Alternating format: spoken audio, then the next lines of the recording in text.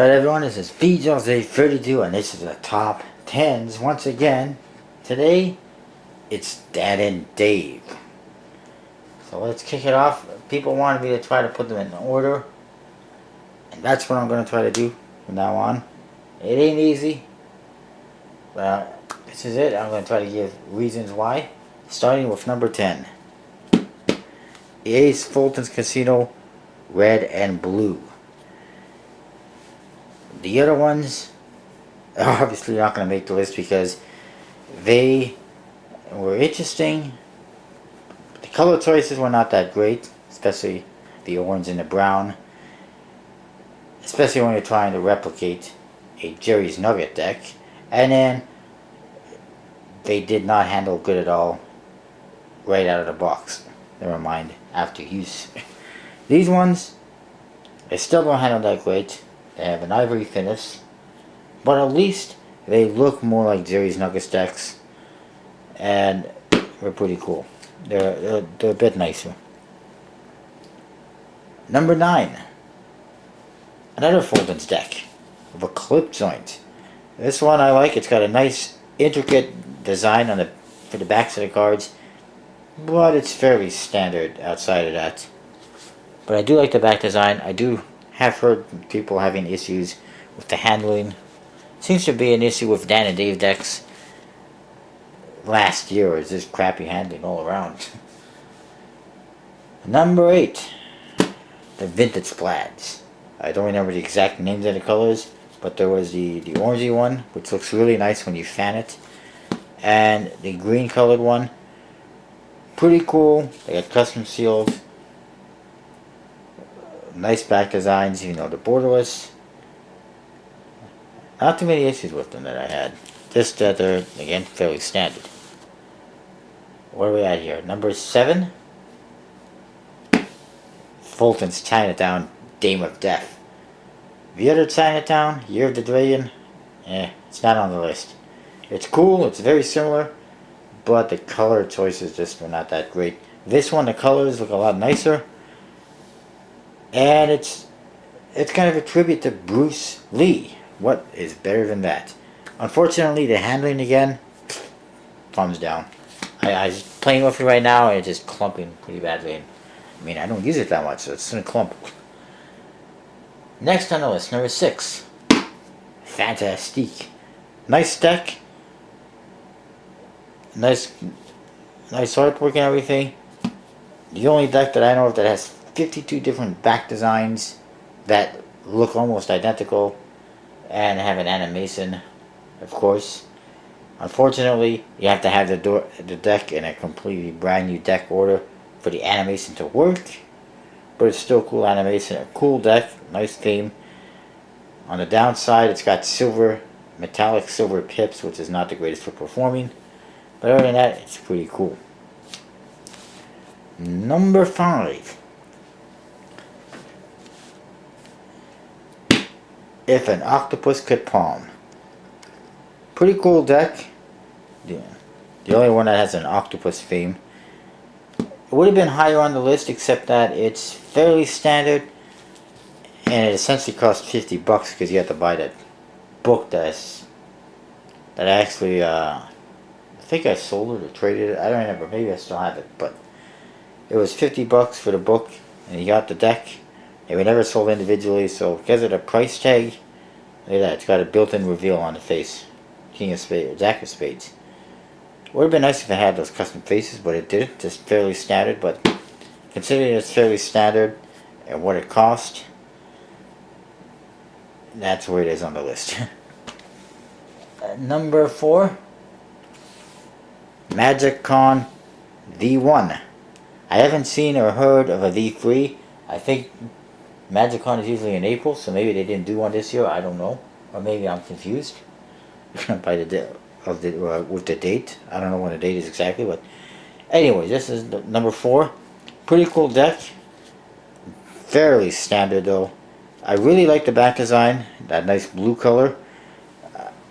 If you have never noticed, that the back design is actually made up of stars. That's what you see. It's not dots or anything like that. It's actually light blue stars, so that's pretty cool. Again though, fairly standard in the faces. Handles very nicely though. It's a nice box. But it also, I mean, it would have been higher on the list, but it did cost me quite a bit of money. I believe I bought it on eBay afterwards because they sold out really quickly on the website. And the rest was sold at the MagicCon. But it's pretty nice nonetheless.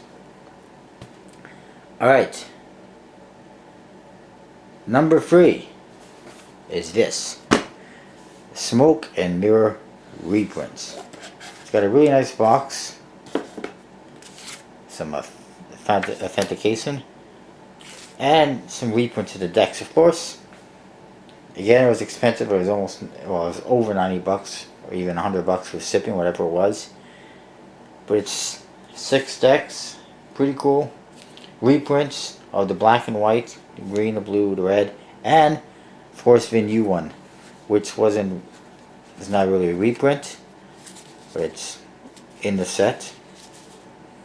It's actually a saying that, I mean, the reason why it's not high on the list is because it's a reprint, and because they didn't sell them individually at first. They still don't sell the carbon deck individually that I know of. It was 90 bucks, almost 90 bucks plus shipping.